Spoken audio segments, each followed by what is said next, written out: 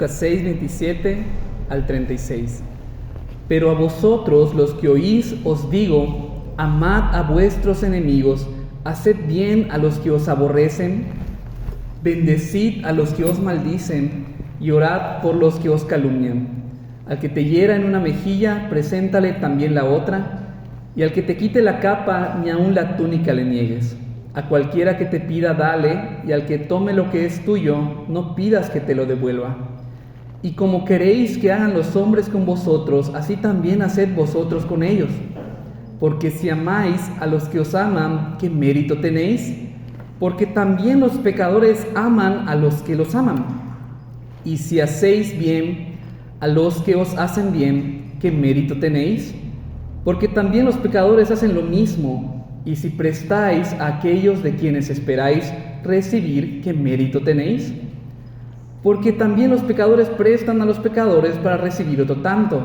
Amad pues a vuestros enemigos y haced bien y prestad, no esperando de ello nada. Y será vuestro galardón grande y seréis hijos del Altísimo, porque Él es benigno para con los ingratos y malos.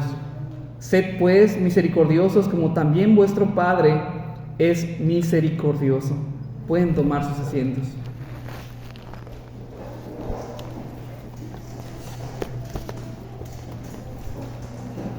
En esta mañana vamos a hablar de un tema muy importante, pero aparte de importante, yo creo que es un tema con el que me gustaría que ustedes salgan de aquí arrepentidos.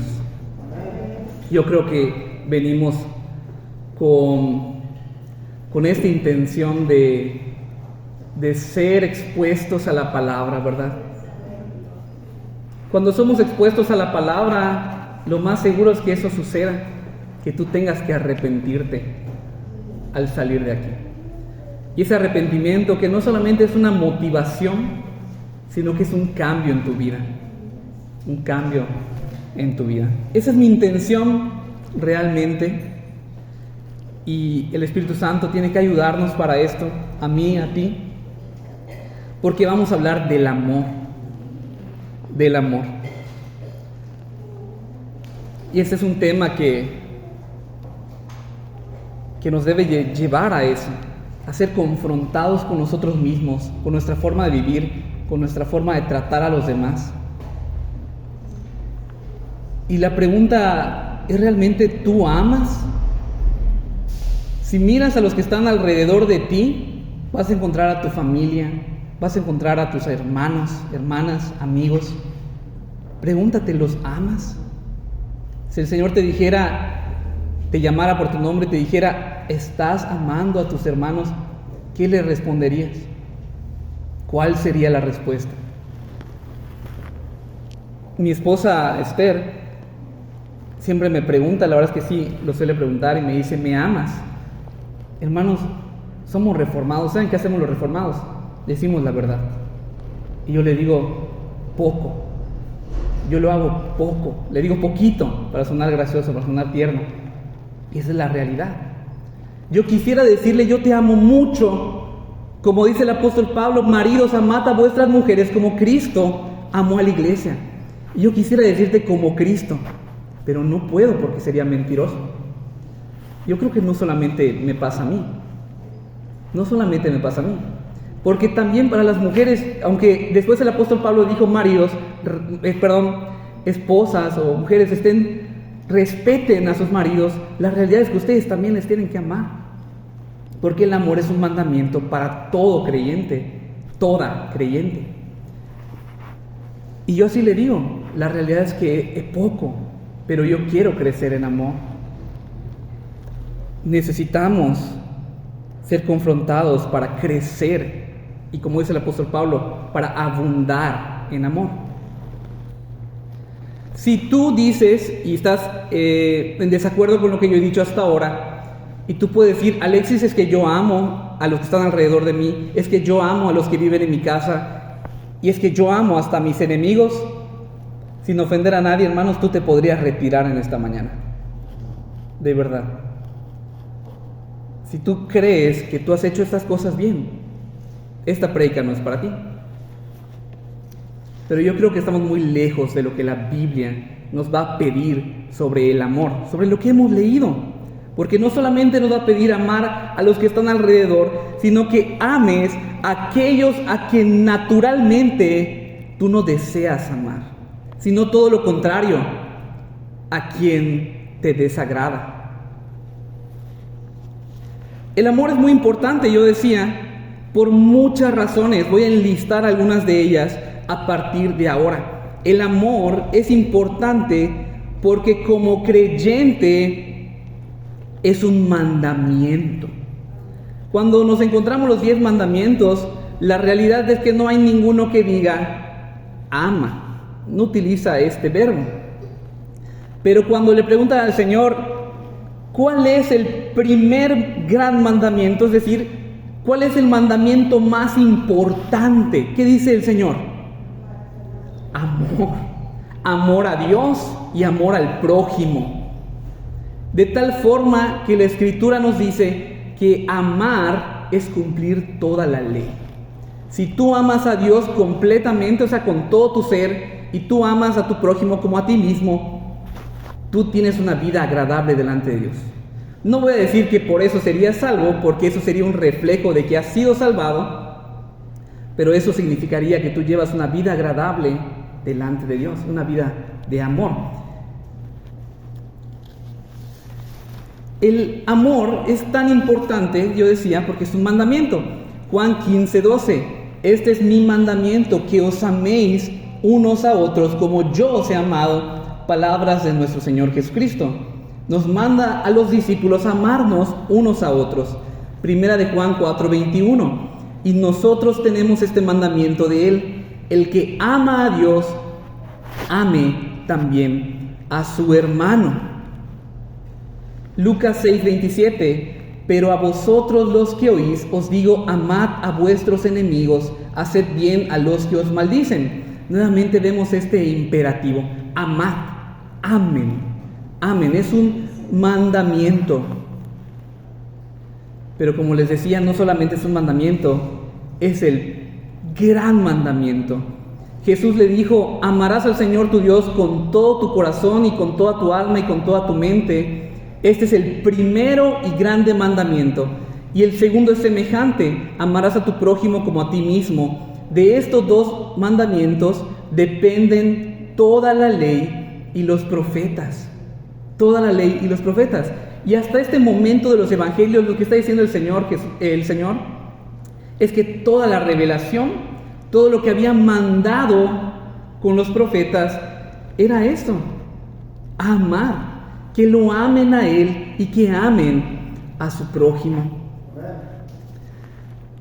Y lo impresionante es esto, porque va a ser también un discurso en el Nuevo Testamento, Romanos 13:8. No debáis a nadie nada, sino el amaros unos a otros, porque el que ama al prójimo ha cumplido la ley. ¿Notas tú la comparación tan sorprendente de que la ley, lo cual es imposible que cumplamos, si aprendemos a amar como Dios nos pide, estaríamos cumpliéndola? Sí.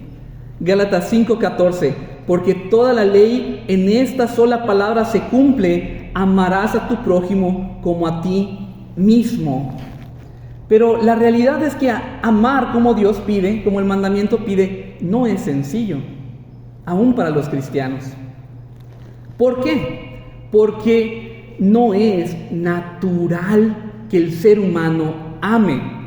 ¿Saben qué es lo natural? Que tengamos mucho amor. Eso sí es natural. ¿Pero por quién? Solamente por nosotros mismos. ¿Saben que hay una palabra contraria al amor? Y no voy a hablar de la palabra odio, sino de la palabra egoísmo. ¿Saben qué significa egoísmo? Y esto lo busqué de verdad simplemente así en Google. Creo que ya son cristianos los de Google. Dice así: un amor excesivo e inmoderado por uno mismo. Excesivo e inmoderado por uno mismo. Ese es el egoísmo. No significa el egoísmo no compartir tu galleta o tu sabrita. Significa un amor excesivo por nosotros mismos. Eso es lo natural del ser humano. Amarnos tanto a nosotros que nosotros mismos somos los primeros que nos ponemos cuando pensamos en qué necesitamos, cuando pensamos en algo que nos vamos a regalar. Estamos pensando solamente en nosotros. Por eso el mandamiento, tú no vas a encontrar en toda la Biblia un mandamiento que diga, ámate a ti mismo. Esta es una idea psicológica. Esta es una idea de la psicología. Ámate a ti mismo, no lo vas a encontrar en la Biblia, solamente en la psicología, en ideas y pensamientos humanos. ¿Por qué? Porque naturalmente tú ya lo haces, y déjame decirte esto, eso no es bueno, eso es pecado. Amarte a ti más que a los demás, más que a los otros, es pecado porque estás haciendo lo contrario de lo que dice el mandamiento. Estás haciendo lo contrario. Así que vemos que el amor es el resumen de toda la ley. Es el resumen de toda la ley. También es importante, porque estoy enlistando estas importancias, porque el amor es importante, aparte de que es un mandamiento, porque es la evidencia de que Dios está en nuestra vida. Es evidencia de que Dios ha intervenido en nuestra vida con esta gracia salvadora. Primera de Juan 4:7. Amados, amémonos unos a otros, porque el amor es de Dios. Todo aquel que ama es nacido de Dios y conoce a Dios. El que no ama no ha conocido a Dios, porque Dios es amor. El carácter de Dios es amor, es bondad, es hacer bien. Así es Dios. Es perdonar, es misericordioso. Porque el amor no es fácil de definir. La realidad es que no lo es. Me fue muy difícil, y aún la Biblia no dice el amor es esto. El amor es muchas cosas. El amor es un concepto profundo, no es sencillo, es profundo, es grande, es abundante. Para los que algunos saben, ¿verdad? Llegó el hermano Juan Manuel este fin de semana aquí a Mérida, y algunos tuvimos la oportunidad de ir. Fue una bendición inmensa. Dios sabe, de verdad que fue muy edificante para muchos hermanos. Y esta idea la tomaba de él. Realmente esto lo reflexioné estando ahí. Hermanos, si tú no amas a Dios con todo tu corazón, con toda tu alma y con toda tu mente, solo hay dos cosas que pueden estar pasando en tu vida. Número uno, o no eres cristiano. Número dos, tienes una muy mala vida cristiana. O sea, tu vida espiritual está de cabeza, está por los suelos. Y eso es con lo que yo fui confrontado. Si yo no estoy amando a Dios con todo mi corazón, con toda mi alma y con toda mi mente, nuestra vida espiritual, mi vida espiritual está por los suelos. El amor es importante porque es un fruto del Espíritu. Pero no solamente es un fruto del Espíritu, es el primer fruto del Espíritu que el apóstol Pablo va a dar en Gálatas 5:22. Mas el fruto del Espíritu es amor, gozo, paz, paciencia, benignidad, bondad, fe, mansedumbre, templanza. Contra tales cosas no hay ley. Pero hay una razón por la que el apóstol empieza diciendo amor. Y la realidad es que el amor va a englobar todas las demás. El hecho que sea un fruto del Espíritu implica también lo que yo ya he dicho, que es una evidencia de que tú eres creyente. Porque solamente por el Espíritu Santo podemos empezar a amar, porque amar a otros no es natural, es sobrenatural. Es sobrenatural. Amar como Dios pide que amemos es algo que no está en ti, sino que viene de Dios. Decía el pasaje en Lucas, decía que aún los pecadores aman a otros pecadores. La pregunta es si aman como Dios ama, porque parece ser que ahí dice que ellos sí aman, pero no aman como Dios ama, como Dios pide que amen, porque si no, no serían pecadores, ¿sí? Entonces, ¿cómo Dios ama? ¿Cómo nos está pidiendo que amemos? Y es lo que va a describir Lucas 6. Dice que amemos a nuestros enemigos. En otras palabras, el amor Se va a notar más cuando tú amas a tus enemigos. A tus enemigos. Y en ese contexto no estaba hablando tal vez de alguien que te está golpeando en la cabeza o de alguien que te quiere asesinar. Realmente estaba hablando de aquellos que los estaban oprimiendo o de aquellos que históricamente ellos veían como enemigos, como los samaritanos, como los romanos, ¿no? Que había disgusto entre las naciones y no el hecho de que te quieran simplemente hacer daño por hacerte daño. No sé si me explico. En otras palabras, aquellos que te desagradan, aquellos que no te caen bien. Y la realidad es que hay algunas personas que se nos hacen más fácil amar que a otras. Sí. A veces parece que los esposos son enemigos, ¿saben? Parece que, yo digo, esa unión debería ser para ser los mejores amigos, pero a veces parece que están haciendo lo contrario, que son enemigos. Pero cuando hablamos de los hijos, se nos hace más fácil amar a los hijos. Sí. Habrá razones, hermanos, no voy a listarlas. Hay razones por las cuales esto es así. A veces dice, se me hace más fácil amar a una persona que es más bonita que otra que no lo es tanto. Hay muchas razones. Pero eso no importa, porque el mandamiento dice que tú ames a aquellos que naturalmente tú no deseas amar, a tus enemigos. Ya es difícil amar a los que nos rodean, a los que tienen nuestro apellido, a los que tienen nuestra apariencia. Ya es difícil. Y ahora imagínate amar a los que no la tienen. ¿Por qué es tan difícil hacer esto? Ya lo vimos. Porque nos amamos a nosotros mismos. Porque el mandamiento nos pide lo que no es natural de nosotros, porque somos egoístas por naturaleza. Pero el Señor, cuando nos pide que amemos a nuestros enemigos, y también esto incluye a los que nos rodean, a nuestros amigos, es bendecirlos, hacerles bien, hablarles el bien, procurarles el bien, es orar por ellos. No, eso dice, orar por los que os calumnian. Sí, tenemos que orar por los que nos rodean y por los que no nos agradan también. Sí. Tenemos que tratarlos como nosotros deseamos ser tratados, repito, a los que nos rodean y a los que no nos agradan también, a nuestros enemigos. Es hacerles bien, es prestarles aunque no nos pidan, es que si toman lo nuestro, se los dejemos. Amamos a nuestros enemigos. Amamos a nuestros enemigos. Hacemos estas cosas tan siquiera por los que están a nuestro lado. Ojalá y la respuesta sea que sí, o que podemos crecer en eso. Es muy importante eso. Si nuestra respuesta es no, debemos de pensar, debemos crecer en eso. Debemos crecer en eso. Hoy en día hay un tipo de creyentes, ¿no? Está de moda este tipo de creyentes, ¿saben? Que no perdonan, que no dejan pasar, que no pasan por alto la ofensa, ¿sí? Que no dan la otra mejilla. No debe de haber ese tipo de creyentes. La realidad es que no son creyentes. Y voy a decir una razón. Porque el amor de Dios en nosotros nos permite perdonar. Si tú no puedes perdonar o tienes de esos rencores eternos, digo permanentes, que no se quitan, porque conozco de algunos, está uno aquí, es que no has conocido el amor de Dios, porque Dios es amor. Es que no ha intervenido Dios en tu vida aún.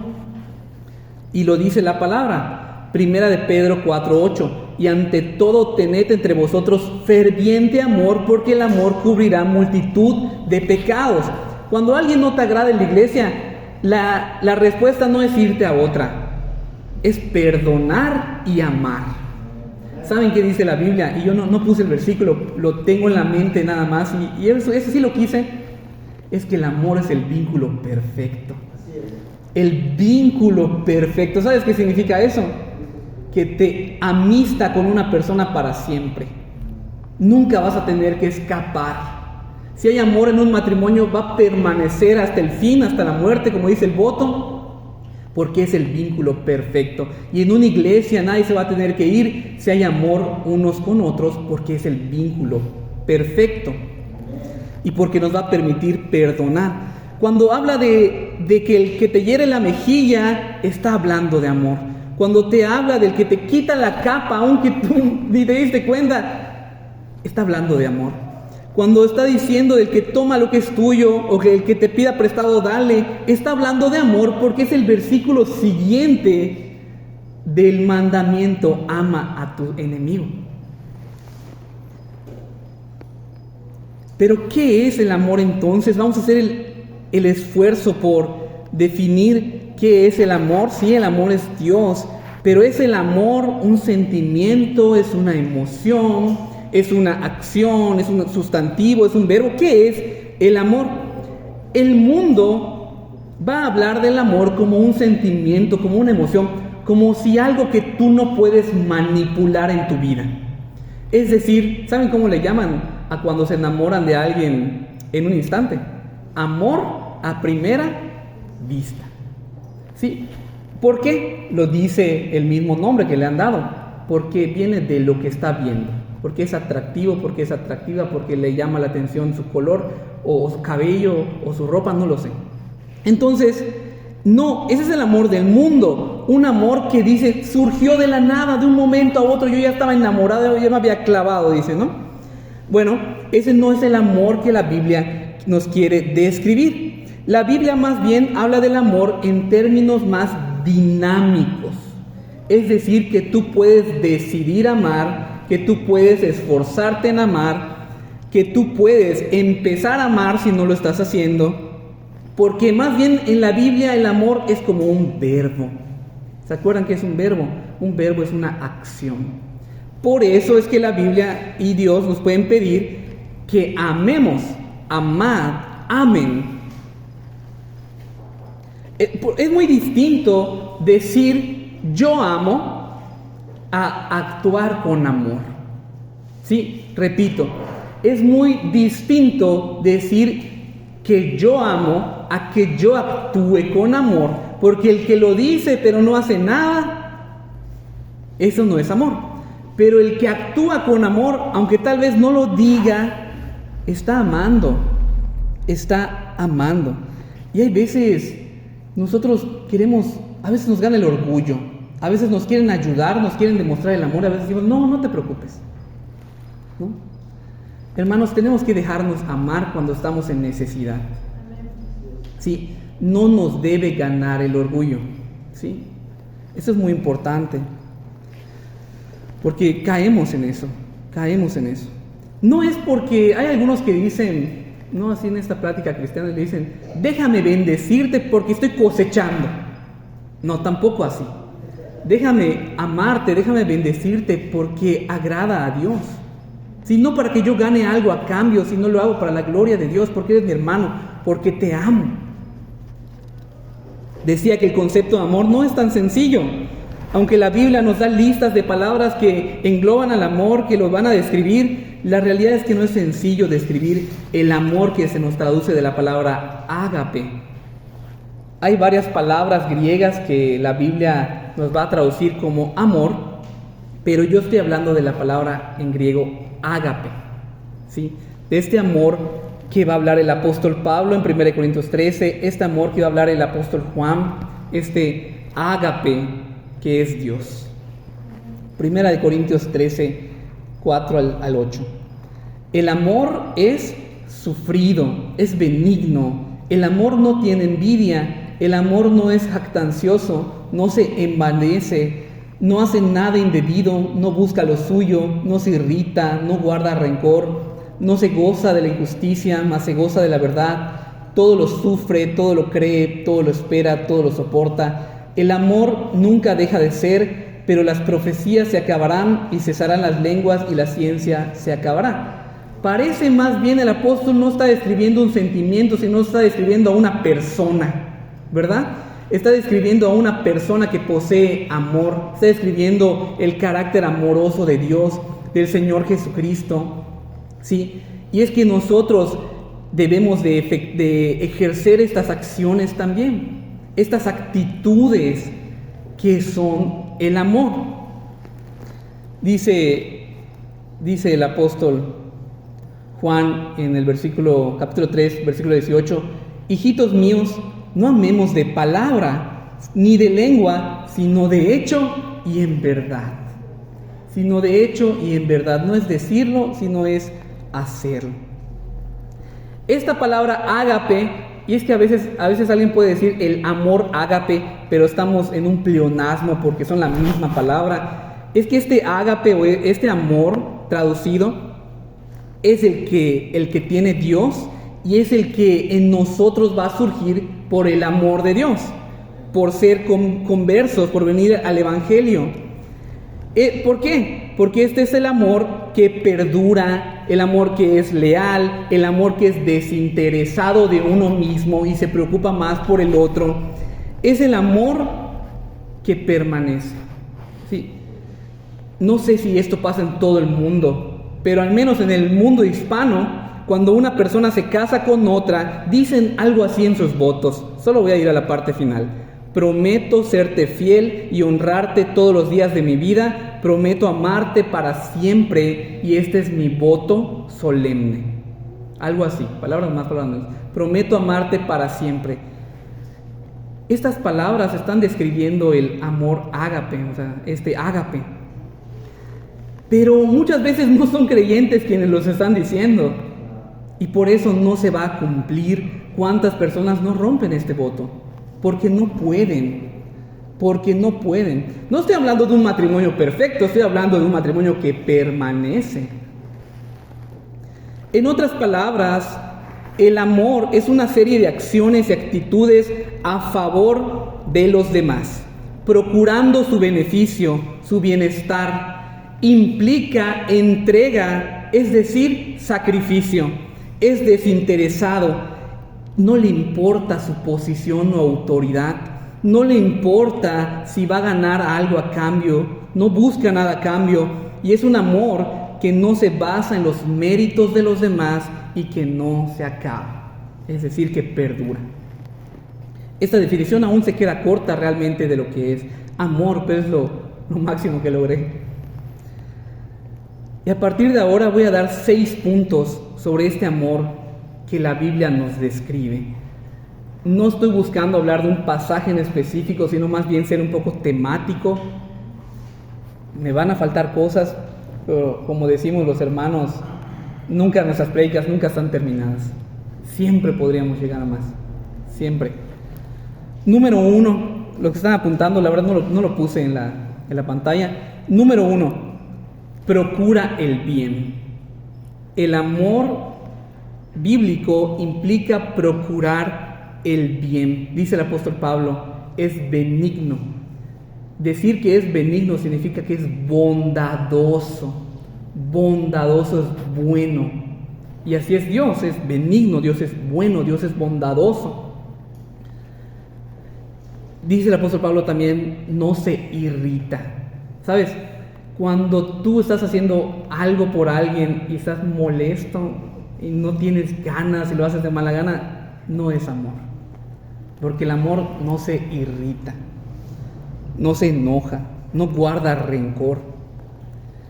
Este es el deseo de hacer el bien a otros, como dice Lucas 6:31.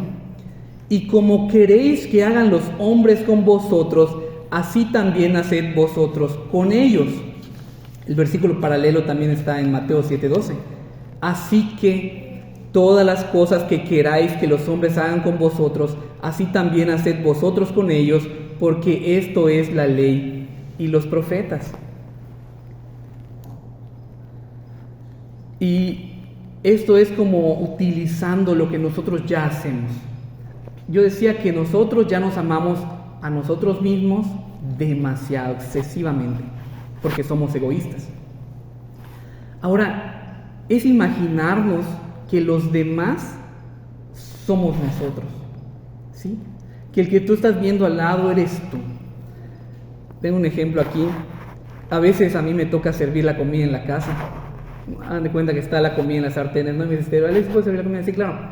Agarro los platos, pongo la comida, está en la mesa y viene Esther y me dice, ¿cuál es el mío? Yo siempre digo, mira, ve, el que tiene más yo me lo agarro. Todos hacemos eso, el que tiene más es mío. Así como ojalá no se dé cuenta. Bueno, debemos hacerlo al revés. al revés, ¿sí? El que tiene más o lo que es mejor debe ser para el otro en primer lugar. Esa debe ser la forma que debemos de verlo, como si la otra persona fuera nosotros, excepto que estén yendo al nutriólogo. Ahí es al revés. Ahí sí, te agarras el más grande. ¿Qué bien podemos hacerle a los demás? ¿Cómo podemos hacerles bien? Porque hay muchas formas de hacer el bien. Y eso me llevó a recordar este pasaje de una persona que se le acercó. Esta persona que le preguntó: Señor, ¿qué haré para heredar la vida eterna? En este caso parece ser que no fue el joven rico, porque el Señor le va a contestar lo que ya leímos en Lucas, pero ahora 10:29. Le había contestado lo que ya leímos en Mateo, este primer gran mandamiento y el segundo semejante: amarás al Señor, ¿verdad? Y segundo, amarás a tu prójimo. Eso es lo que le contestó. Y ahora él, queriendo justificarse, como diciendo: es que yo no le he hecho porque yo no he amado, porque yo no sabía quién era mi prójimo. Por eso dice así el versículo. Pero él, este hombre, parece ser que era de los fariseos o escribas, queriendo justificarse a sí mismo, dijo a Jesús: ¿y quién es mi prójimo? Respondiendo Jesús dijo: un hombre descendía a Jerusalén, a Jericó, y cayó en manos de ladrones, los cuales le despojaron e hiriéndole se fueron, dejándole medio muerto. Aconteció que descendió un sacerdote por aquel camino, y viéndole pasó de largo. Asimismo un levita, llegando cerca de aquel lugar, y viéndole pasó de largo. Pero un samaritano que iba de camino vino cerca de él, y viéndole fue movido a misericordia, y acercándose vendó sus heridas, echándoles aceite y vino, y poniéndole en su cabalgadura, lo llevó al mesón y cuidó de él. Otro día al partir sacó 2 denarios y los dio al mesonero, y le dijo: cuídamele, y todo lo que gastes de más yo te lo pagaré cuando regrese. ¿Quién pues de estos 3 te parece que fue el prójimo del que cayó en manos de ladrones? Él dijo: el que usó de misericordia con él. Entonces Jesús le dijo: ve y haz tú lo mismo. Pero ¿cuál era el mandamiento? Amar al prójimo, ¿verdad?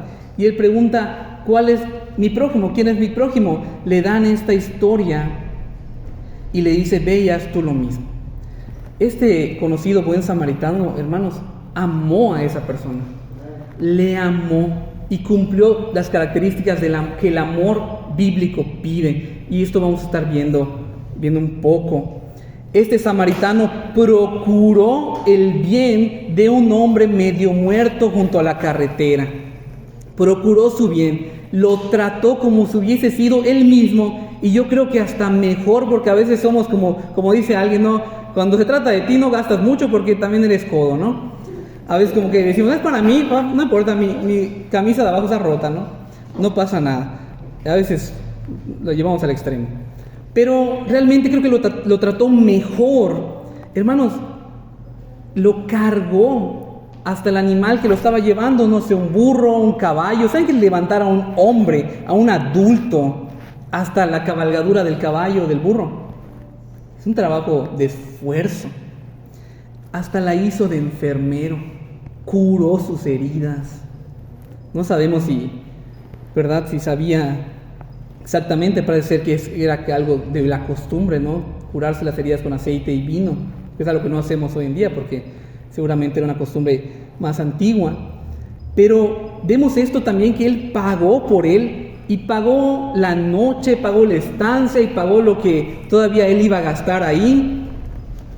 Hay muchas formas de hacer el bien, no solamente gastando el dinero, sino dando el tiempo, dando el esfuerzo, preguntando cómo estás, pero de una manera realmente interesada por ayudar.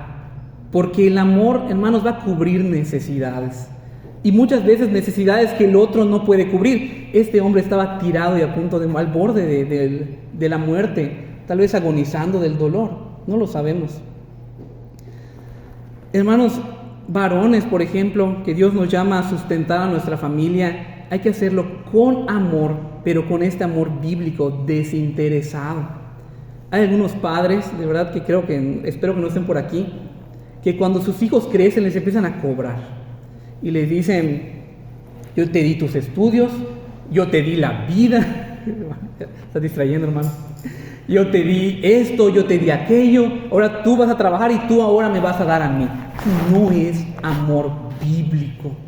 De hecho, un ejemplo muy interesante, muy hermoso del amor es que debemos de amar a los demás como amamos a nuestros hijos. Hermanos, nuestros hijos cuando están pequeños, cuando están bebés, necesitan todo de nosotros. ¿Y qué nos pueden dar? Nada. Yo sé, nos dan cariño, nos dan abrazos, sus sonrisas son de verdad una forma muy hermosa también de recibir, pero la realidad es que no nos pueden devolver nada. ¿Sí? No estoy diciendo que les demos de comer en la boca a los hermanos, pero es como si les diéramos todo y no nos dieran nada a cambio. ¿Por qué? Porque así es el Señor Jesucristo. Nos da todo y nosotros no le podemos dar nada a cambio. Y nuestra vida de obediencia, si tenemos una vida de obediencia, no se compara en nada a lo que Él dio por nosotros, porque nuestra deuda era impagable y lo que le devolvemos nada da vergüenza. Lo que le devolvemos da vergüenza, no, nada que ver. Es orar por ellos, es preguntarles por su estado por su vida espiritual, preocuparnos por sus necesidades, por sus carencias. Pero repito, también llega el orgullo y no queremos hablar y no queremos decir y no queremos exponernos. Tampoco así vamos a poder, pero deberíamos de empezar a preguntar también nosotros, aunque pudiéramos llegar a ser fastidiosos. Nos interesamos de esta manera por nuestra familia, por nuestros hermanos. No tienen que estar en la condición de este hombre para empezar a amarlos, para empezar a ayudarlos. No, llegar en el momento más grave de la aflicción es llegar tarde. Es llegar tarde. Y ya hablamos mucho de hacer el bien, ya hablamos de que hay que hacer el bien y eso es bueno, hermanos, pero el amor tampoco se va a tratar solamente de dar y dar y dar y dar y dar y dar, de tal manera que se vuelva dependencia o de tal manera que se vuelva consentimiento.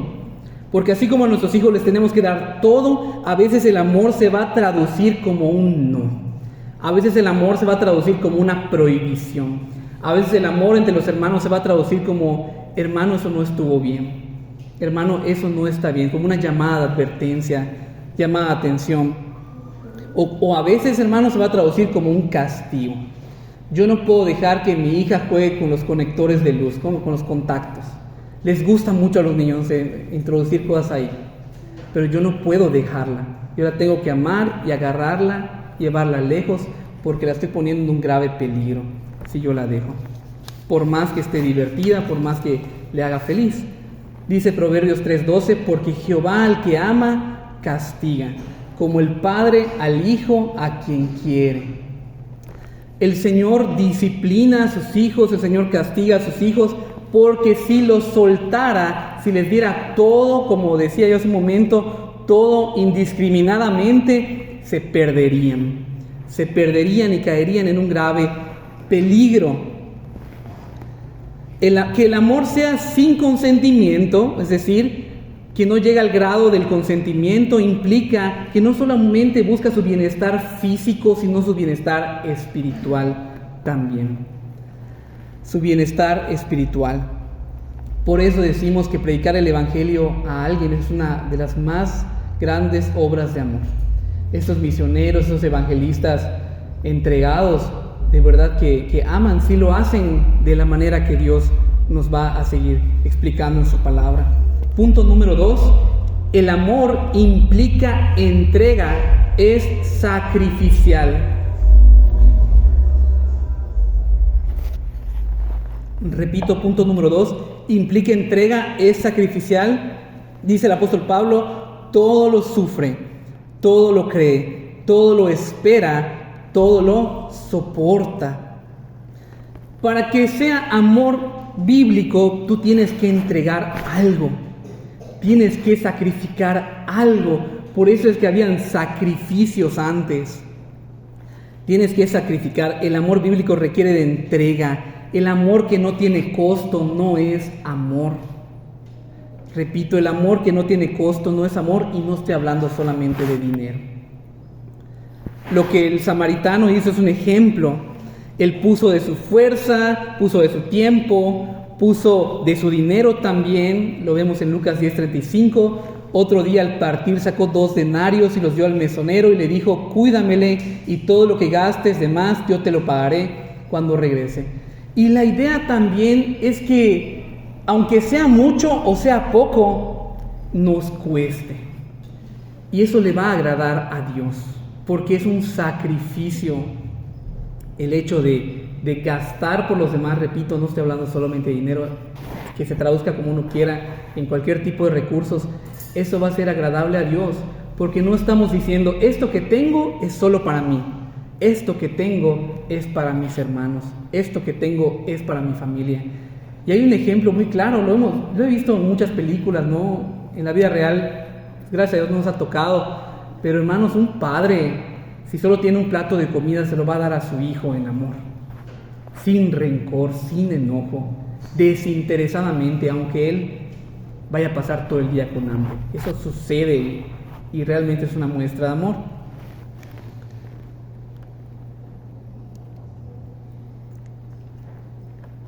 Vamos a ver en la palabra, en todos los ejemplos, la realidad es que Cristo es el ejemplo máximo, porque Él es el buen samaritano. Él es el que hace esto por nosotros, que nos recoge cuando estábamos muertos, tirados en el camino, nos sustenta, nos cura, nos salva. Vamos a Juan 3:16.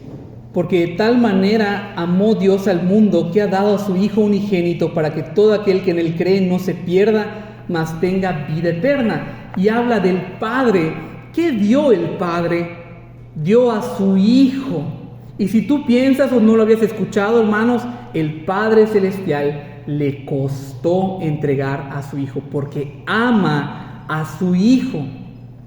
El Padre ama a su Hijo. Este es mi Hijo amado en quien tengo complacencia. Y el Padre lo entregó a la humanidad. No solamente en la cruz, sino que cuando Cristo se encarna, ahora este Hijo ya no está a la diestra del Padre. Descendió a lo más bajo del mundo.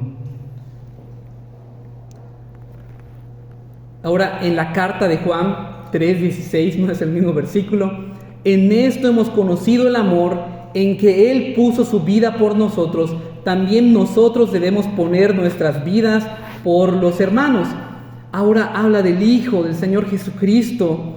Y qué relación más bonita, ¿verdad? Más hermosa que sea en el 3:16 de Juan. Uno del Evangelio y uno de la carta. Uno en el Padre y ahora del Hijo. Cristo puso su vida hasta la muerte, hasta probar la muerte. Pero no solamente puso un momento, sino que derramó cada gota de sangre, sino que sufrió, porque el amor es sufrido, sino que soportó, sino que cargó la cruz. Cargó la cruz, sufrió el oprobio, sufrió la vergüenza, sufrió los insultos, sufrió los escupitazos, hermanos. Cristo es el mayor ejemplo de amor. ¿Y saben por qué? Porque estando en ese momento Él dice: Padre, perdónalos porque no saben lo que hacen. Qué maravilloso. ¿Se acuerdan de Abraham? Y eso no lo digo de verdad creyendo que algunos hermanos tienen pocos días estando aquí, algunas personas. Abraham es un nombre que sale en Génesis. Es un hombre conocido como el padre de la fe. Es uno de los primeros personajes que vamos a conocer en la historia de la Biblia. En Génesis 22, no lo tengo en la pantalla, lo pueden buscar. Pero en Génesis 22 hay un ejemplo muy hermoso de amor. Nos dice que aconteció después de estas cosas, porque Abraham había sido probado en cuanto a su fe. Dice la Biblia que Abraham tuvo fe y le fue contada como justicia. Eso lo dice en Hebreos. Pero Abraham es un hombre que vivía en una tierra llamada Ur de los Caldeos, que Dios le habló y le dijo: Abraham, sal de tu tierra, de tu parentela, a una tierra que yo te llevaré, que Dios lo iba a guiar. Y en ese momento Abraham, estando bien establecido ahí, familia, sus amigos, tal vez un trabajo, no lo sé, él decide salir, dejar su tierra y salir a donde no sabía dónde iba a llegar. Y así fue probada su fe de un Dios que acababa de conocer. Él no creció siendo cristiano. Él fue hablado por Dios en un momento de su adultez. Y en el capítulo 22 de Génesis, versículo 1 y 2, vamos a estar viendo, dice que aconteció que después de estas cosas que probó Dios a Abraham y le dijo Abraham, y él respondió, heme aquí, y dijo, toma ahora a tu hijo, tu único hijo Isaac, a quien amas, y vete a tierra de Moria y ofrécelo allí en holocausto sobre uno de los montes que yo te diré. ¿Qué estaba probando Dios a Abraham? ¿Su fe o su amor? Yo digo que su fe ya había sido probada. Claro, esta es una muestra de fe también, pero creo que más de amor. ¿Por qué? Porque le está pidiendo un sacrificio. El amor es sacrificial, es entregar algo que te cueste. Había pasado mucho tiempo desde que Dios le prometió un hijo hasta que nació, tanto que tuvo que hacer de las suyas para cumplir esta promesa. Aunque a Dios no se le sale nada de las manos, la realidad es que Abraham ya había pasado un tiempo de desesperación, que pensaba que no iba a suceder, pero claro que iba a suceder porque Dios lo había dicho. Y ya teniendo este hijo le dice, Abraham, ofrécemelo. Y en el versículo 2, ¿sabes qué le va a decir? Abraham, extiende tu mano sobre él. No solamente ofrécemelo, tú dególlalo. Tú dególlalo. Tú lo tienes que ofrecer, tú le tienes que dar muerte. No nos imaginamos esto. Y es suficiente que el hijo tenga que morir, que tengas que entregarlo, sino que tú lo tienes que degollar con tus propias manos. Génesis 22, 9. Y cuando llegaron al lugar que Dios le había dicho, edificó Abraham un altar y compuso la leña y ató a Isaac su hijo y lo puso en el altar sobre la leña y extendió a Abraham su mano y tomó el cuchillo para degollar a su hijo. Y sabemos que más adelante dice el Señor, no extiendas tu mano sobre tu hijo. Pero ¿saben por qué yo doy este ejemplo? Porque esto es lo que sucede con el Padre Celestial y con su Hijo Jesucristo. El Padre, ¿saben qué hizo? Ató al Hijo en la cruz. No lo ataron los romanos, no lo ataron los judíos. El Padre ató a su Hijo en la cruz y con su mano, con su puño lo aplastó.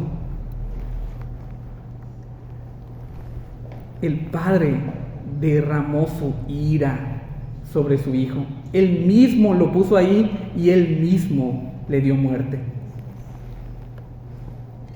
El amor implica sacrificio. Punto número 3. Sin importar nuestra condición, amar implica que no importa nuestra posición o autoridad.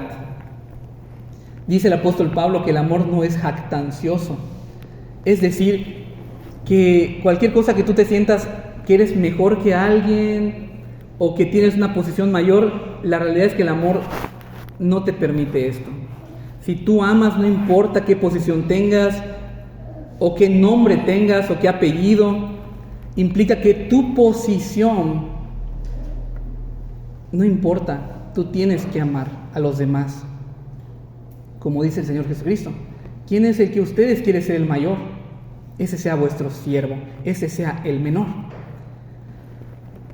Tú eres una persona de autoridad. No solamente hablo en términos de iglesia local.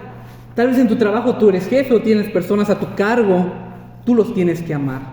Porque el mandamiento es al prójimo, no solo a tu hermano, aunque también a nuestros hermanos. Tú eres una persona de autoridad en la iglesia. Tú tienes que ser el primero en servir. El primero. Pero hoy en día parece que es al revés, ¿verdad? Que los que están en autoridad sean los que más disfruten, sean los que menos se esfuercen. Es que ya predican. Eso no importa. Al contrario, porque predican, tienen que servir. Por eso limpiamos también nosotros, hermanos. Tal vez no siempre podemos cuando nos toca enseñar, pero realmente por eso es que todos limpiamos aquí. Padres están en autoridad en sus casas. están en autoridad con sus familias. Ustedes tienen que servir aunque lleguen cansados del trabajo. Vivimos en un país con una raíz machista, donde a nosotros también nos tocó ver padres sentados en la mesa y siempre en este extremo, ¿no? En el extremo como un rey, en esas mesas largas, donde solamente se sienta a ser servidos. No, hermanos, no, padres, ustedes tienen que llegar a servir. No se trata de que uno lo haga todo en casa, no a eso me refiero. Porque como el amor es el vínculo perfecto, también las otras personas, si aman, va a ser una labor compartida. Pero en el área que tú estés, en la posición que tú tengas, si es una posición de autoridad, si es una posición de jerarquía, tú tienes que amar. Y se va a notar de mayor manera. Se va a notar. Cuando vemos un pastor que es como un semidios, ¿no? Y luego vemos un pastor que sirve, es muy diferente, se nota. Tener una posición alta no significa que no ames, que no tengas que amar, al contrario, significa que tú tienes que amar más. Porque el servicio tiene que ser con alegría, ya que el servicio con alegría es una muestra de amor. Juan 13:4. Se levantó de la cena el Señor Jesucristo y se quitó su manto y tomando una toalla se la ciñó. Luego puso agua en un lebrillo y comenzó a lavar los pies de los discípulos y a enjugarlos con la toalla con que estaba ceñido. Entonces vino a Simón Pedro y Pedro le dijo: Señor, ¿tú me lavas los pies? ¿Se acuerdan de esta escena? Están cenando y de pronto el Señor Jesucristo se levanta de la mesa, toma la toalla, se la pone encima para lavarle ahora los pies, para inclinarse a lavarle los pies a los discípulos. Hermanos, eso era una costumbre que los siervos debían de hacer, ¿sí? Que los siervos debían de hacer, y el Señor Jesucristo la hace. ¿Por qué es una muestra de amor? Porque más adelante le decía: ustedes necesitan ser limpiados de los pies, ustedes necesitan ser lavados. El Señor Jesucristo está haciendo lo que ellos necesitan. No lo hizo por actuar. No es una actuación esto. Hermanos, es una muestra de amor. Hoy en día tal vez no necesitamos que nos laven los pies, pero necesitamos otras cosas. Y tenemos que ser nosotros interesados en buscar qué necesitan nuestros hermanos. ¿Por qué? Porque ¿saben qué es lo primero que pasa en nuestra mente? Y lo digo por mí. Porque decimos: Él está bien, no necesita nada de mí, pero no lo sabemos. Nos queremos responder eso a nosotros mismos para irnos rápido, pero no. Filipenses 2:6, el Señor Jesucristo dice de Él, el apóstol Pablo, hablando del Señor Jesucristo, dice: el cual, siendo en forma de Dios, no estimó el ser igual a Dios como cosa que aferrarse, sino que se despojó a sí mismo, tomando forma de siervo, hecho semejante a los hombres, y estando en la condición de hombre, se humilló a sí mismo, haciéndose obediente hasta la muerte y muerte de cruz. Esto significa que no seamos aferrados de nuestra posición, que no nos aferremos, así como el Señor Jesucristo no se aferra a su condición divina de Dios. Él se hace hombre, Él se hace siervo, por amor. Claro, es el máximo ejemplo de amor, nuestro Señor Jesucristo, teniendo toda gloria, todo honor, siendo exaltado por los ángeles. Él decide por amor ser humillado y en obediencia, decide en obediencia ser humillado, sacrificar su posición, sacrificar lo que es suyo, aunque no vaya a recibir a cambio. ¿Es esto o no es amor? ¿Es esto amor o no es amor? Punto número 4. El amor es sin intención de recibir nada a cambio. Nada a cambio. En el momento que ya pensamos en que vamos a recibir o deseamos recibir, deja de ser amor. Dice el apóstol Pablo: el amor no busca lo suyo, no tiene envidia. Lucas 6:34. Y si prestáis a aquellos de quienes esperáis recibir, ¿qué mérito tenéis? Porque también los pecadores prestan a los pecadores para recibir otro tanto, o sea, para ganar de más. Amad pues a vuestros enemigos y haced bien y prestad, no esperando de ello nada. Y será vuestro galardón grande y seréis hijos del Altísimo, porque Él es benigno para con los ingratos y malos. Ven cómo termina todavía describiendo cómo es el amor y diciendo que es una evidencia de que son hijos de Dios y que Dios es bueno y que ese amor quiere de nosotros. Pero nosotros en nuestra cultura tenemos esta idea, como dice la frase, me debes una, tú me debes una, o dos o tres. Y luego cuando cumplen, ¿qué dicen? Oye, ya estamos a mano, ¿te acuerdas? Tú hiciste por mí y luego yo hice por ti, ya estamos a mano. No, el amor bíblico no busca quedar a mano. El amor bíblico no guarda la cuenta. ¿Sí? No guarda la cuenta. Tenemos esta mala costumbre de querer cobrar favores. Es muy humano realmente, pero no, esto no es bíblico. Decía el ejemplo de los padres, ¿verdad? Todo lo que hagamos por nuestros hijos no lo cobremos en el futuro. No se trata de eso. No se trata de eso. Todo lo que hagamos por nuestros hermanos no se cobra. No se cobra. ¿Qué esperaba recibir el samaritano del hombre que ayudó? Le dijo, oye, pásame tu número, te mando la cuenta. Nada. Nada. ¿Qué le podría dar? Fue asaltado. Fue asaltado. Ya no tenía dinero. Seguramente estaba sucio. Ni siquiera se le podía ver bien la cara. No estamos pensando en una calle como esa, es una calle polvorienta, calle de polvo. Seguramente su cara estaba toda sucia, su ropa. No sabemos cuánto tiempo pasó ahí. No dijo, es que mira, seguramente él es adinerado de su familia cuando él se recupere. No. De ninguna manera. Y así es el Señor Jesucristo con nosotros. Repito, teniendo toda la gloria, Él desciende al mundo, a la humanidad, no teniendo necesidad de nada, porque Dios tiene esta aceidad, no necesita nada de nadie, ni de nada. Él es autosustentable en todo, en sí mismo. Pero porque su carácter es amor, decide hacer cosas para amar. Decide amar a su creación, pone al ser humano en un huerto y lo ama y le da esta redención. Punto número 5. La medida del amor y el límite del amor. Efesios 5:25. Maridos, amad a vuestras mujeres, así como Cristo amó a la iglesia y se entregó a sí mismo por ella. Pero hermano, no el límite del amor o la medida del amor era como a mí mismo, porque yo no amo mucho, pero Cristo decía ama mucho. Hermanos, el apóstol Pablo nos dice después, la medida es el amor de Cristo. Y eso es más de lo que tú ya te amas a ti mismo. No que cambiar el mandamiento, sino que nos lo explica mejor. Amarlo más de lo que nos amamos a nosotros mismos.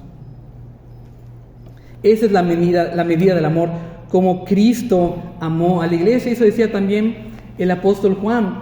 Amados, amémonos unos a otros como Cristo nos ha amado. ¿Cuánto amar a Dios con todo nuestro corazón, con toda nuestra alma, con toda nuestra mente, con todas nuestras fuerzas? ¿Cuál es la diferencia entre el amor si a todos, a Dios y a los hermanos también con todo nuestro ser? ¿Cuál es la diferencia?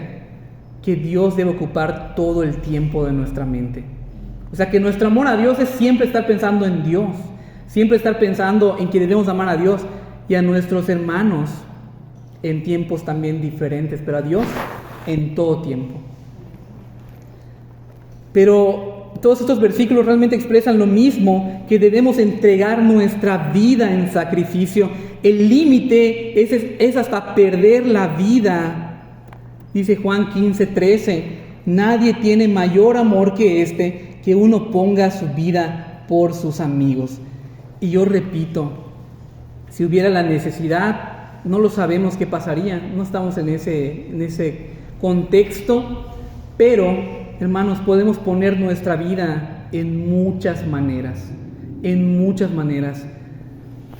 es entregarnos a ellos. La verdad es que cuando preparamos prédicas no estamos pensando en nosotros, estamos pensando en ustedes.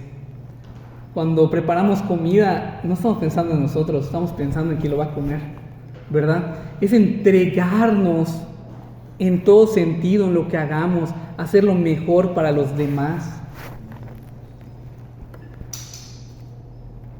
Pero nosotros le queremos poner límites al amor, límites. Decimos, voy a amar, pero no hasta el límite de Cristo. O sea, Cristo es el estándar perfecto, sino un poquito más abajo donde yo llegue.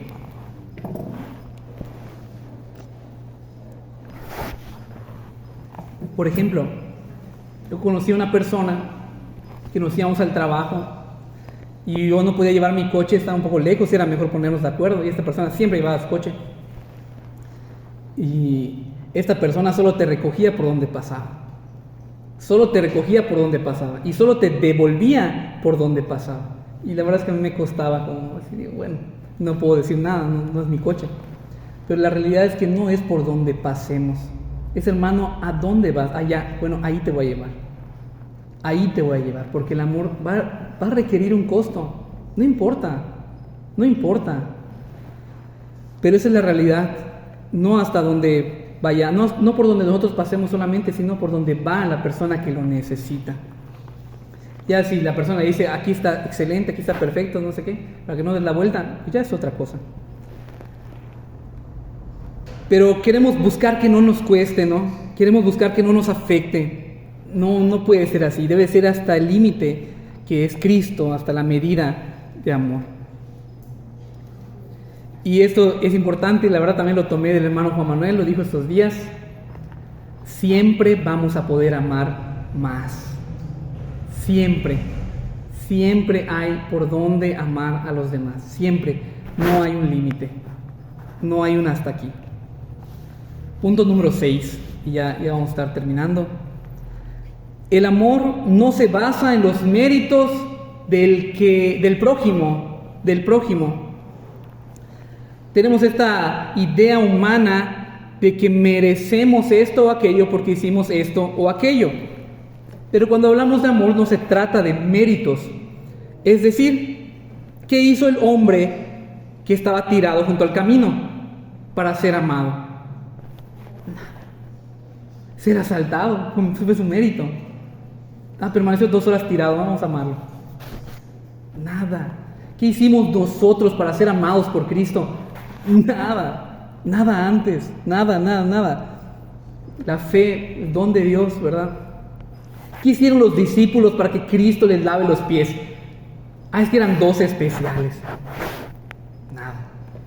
Nada. El amor no se basa en el merecimiento del prójimo, porque es un mandamiento y que no dice si hizo esto o aquello por ti. Dice todo lo contrario. Amen a tus enemigos. ¿Sabes qué hacían los enemigos? Hacer lo contrario. Buscar tu desprecio. A esas personas, aún a las que han buscado tu desprecio. Pero a vosotros, los que oís, os digo, amad a vuestros enemigos, haced bien a los que os aborrecen, bendecid a los que os maldicen y orad por los que os calumnian. De hecho, dice lo contrario, aunque tengan méritos en contra, tú los tienes que amar. Si el amor se tratara de méritos, nadie sería merecedor de amor. Solamente nuestro Señor Jesucristo, que genuinamente es el único amado por el Padre, que se gana el amor del Padre porque tienen este vínculo perfecto. El Padre ama al Hijo, el Hijo ama al Padre, aman al Espíritu Santo. Solamente ellos tienen ese amor perfecto, pero que han compartido con nosotros para que nosotros aprendamos y crezcamos en amor. Porque así voy a ir concluyendo, ya voy a pasar a la conclusión.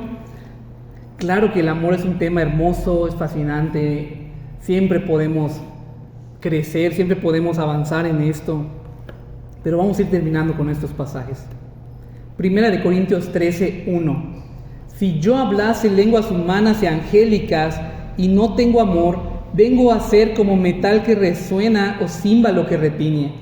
Y si tuviese profecía y entendiese todos los misterios y toda ciencia, y si tuviese toda la fe, de la manera que trasladase los montes y no tengo amor, nada soy. Y si repartiese todos mis bienes para dar de comer a los pobres y entregase mi cuerpo para ser quemado y no tengo amor, de nada me sirve. ¿Qué está diciendo el apóstol Pablo? Si yo tengo amor externamente, superficialmente, parece que estoy amando, pero por dentro tengo rencor, pero por dentro tengo jactancia. Yo estoy haciendo esto por ti, ojalá y me lo reconozcas un día. Pero si por dentro yo estoy diciendo, ojalá y me dé esto o aquello, porque ya lo sabe. Eso es lo que está diciendo. Si hacemos las cosas externas, pero por dentro nuestra mente no está considerando el amor bíblico, nada hicimos, nada somos. Aun si la autoridad que tengas, si las cosas que haces aparentan amor, pero por dentro no es amor bíblico, nada, no sirve para nada. El versículo precioso, igual con este quiero ir terminando, creo que hay uno más, pero precioso, dice 1 Tesalonicenses 3:12: y el Señor os haga crecer y abundar en amor unos para con otros y para con todos, como también lo hacemos nosotros para con vosotros, para que sean afirmados vuestros corazones irreprensibles en santidad delante de Dios nuestro Padre en la venida de nuestro Señor Jesucristo con todos sus santos. Dice aquí el apóstol Pablo que ellos pueden crecer en amor, ¿verdad? Dice lo que yo digo para nosotros. Tenemos que crecer en amor, tenemos que abundar en amor, esforzándonos para que esto suceda. Y después esta apunta, dice el apóstol, para que sean afirmados vuestros corazones, irreprensibles en santidad. Si crecemos en amor, vamos a crecer en santidad. Y eso es lo que tenemos que buscar. Último versículo, 1 de Juan 4:20. Si alguno dice, yo amo a Dios y aborrece a su hermano, es mentiroso. Pues el que no ama a su hermano a quien ha visto, ¿cómo puede amar a Dios a quien no ha visto? Y nosotros tenemos este mandamiento de él: el que ama a Dios, ame también a su hermano. Y ponía esto aquí porque yo decía al principio que mi propósito es confrontarles como yo fui confrontado también, y que no nos engañemos a nosotros mismos. Solamente hay dos cosas, lo que dije hace unos momentos: o te das cuenta que no eres cristiano, o te das cuenta que tienes que crecer en amor. Porque te vuelvo a preguntar lo mismo: ¿amas al que está a tu lado? ¿Amas a los que están en tu casa? ¿Amas a los que tienen tu apellido? ¿Amas con quienes congregas? Pues ya cada quien queda en nosotros, ¿verdad? Esta respuesta. Vamos a ponernos de pie.